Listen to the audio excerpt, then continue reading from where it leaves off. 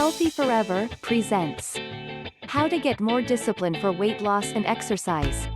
When millions of people woke up after New Year's earlier this month, they probably thought, this is it. The year I finally get in shape. They were fired up, motivated, and ready to go.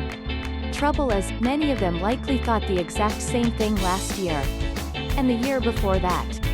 The problem with motivation is that it comes and goes. Some days, you feel invincible. Other days, you feel worse than Darth Vader without his lightsaber.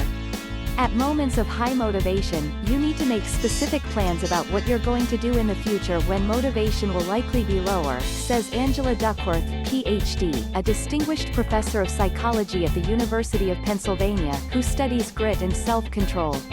Nobody feels motivated all the time. If you're serious about getting in shape and want to stay consistent this year, forget about trying to get motivated and do this instead. If you like videos like this, don't forget to subscribe to our channel for more daily tips and smash the like button and notification bell so you never miss our new videos. Don't wait for motivation to strike. There are times when I can't be bothered to go to the gym, and I'm a personal trainer. But whether I feel motivated or not, I still get the job done. That's because I have something that's far more important than motivation: discipline.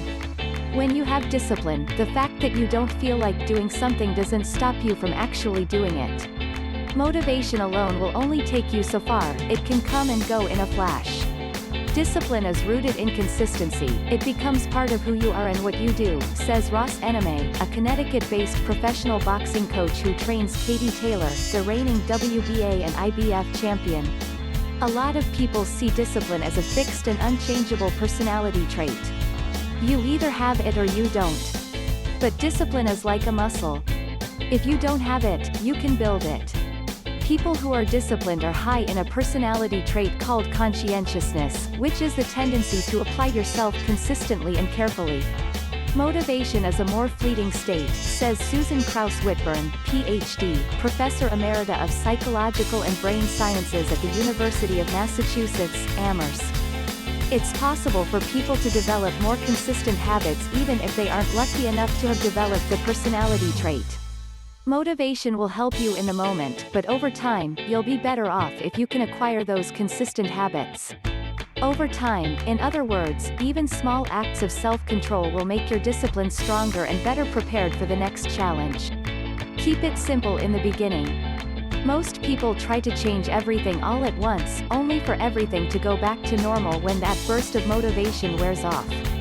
Instead, take some advice, Arnold Schwarzenegger.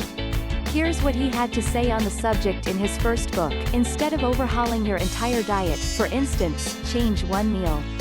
Eating one healthy meal each day is better than none at all, and will help you build momentum. If the idea of exercising for an hour seems like too much, just show up at the gym, do one exercise, and go home. I know that may sound a bit feeble, but in the beginning, what's important is to get into the habit of doing something, no matter how small that something might be. You can gradually ramp things up once the behavior becomes consistent.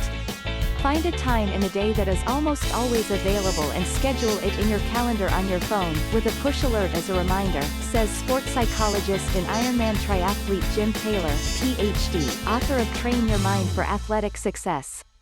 Enlist support from friends and family. For example, make a mutual commitment to, say, 2 exercise classes a week with a friend. You may bail out if you are on your own, but you don't want to let your friend down. The bottom line, habits are like muscles, and they're built in much the same way, through repetition. Just like adding strands to a rope makes that rope stronger, the physical act of doing something strengthens and reinforces the habit. Create multiple backup plans. There's an old military saying, no battle plan ever survives first contact with the enemy. The same idea holds true for getting in shape. On your way to getting fit, things are going to go wrong. There will be times when you plan to go to the gym, but work gets in the way.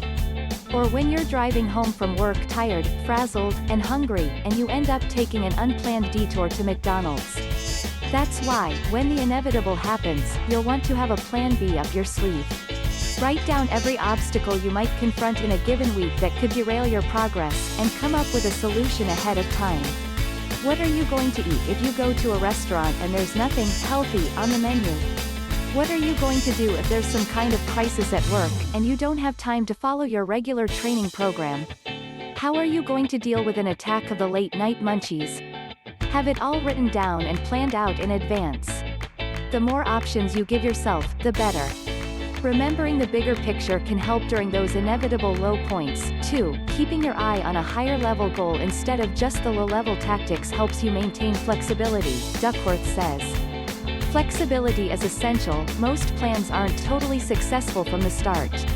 They need tweaking. Build habits rather than setting goals.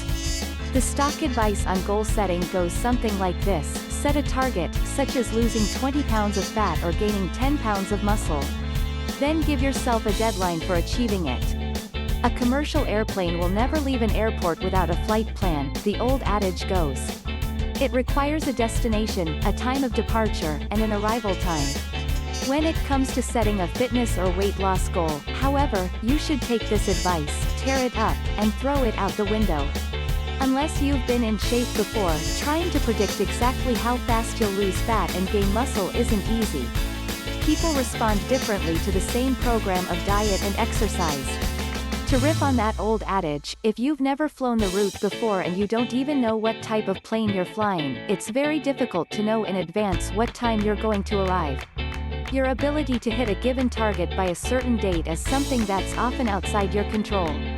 Your behavior, on the other hand, is largely within your control. Rather than setting goals, you're far better off building habits that will lead to the outcome you want. Come up with a system that supports the goal, and you'll get where you want to be. A goal provides direction and motivation, but committing to the process will keep you moving. Focus on doing the right things, every day, and the results will take care of themselves. If you enjoyed watching this video, give us a thumbs up, share it with your friends, comment below, and let us know what you think. For more videos like this, hit the subscribe button and notification bell so you never miss our new videos. Also, be sure to check out our other videos as well. Thanks for watching.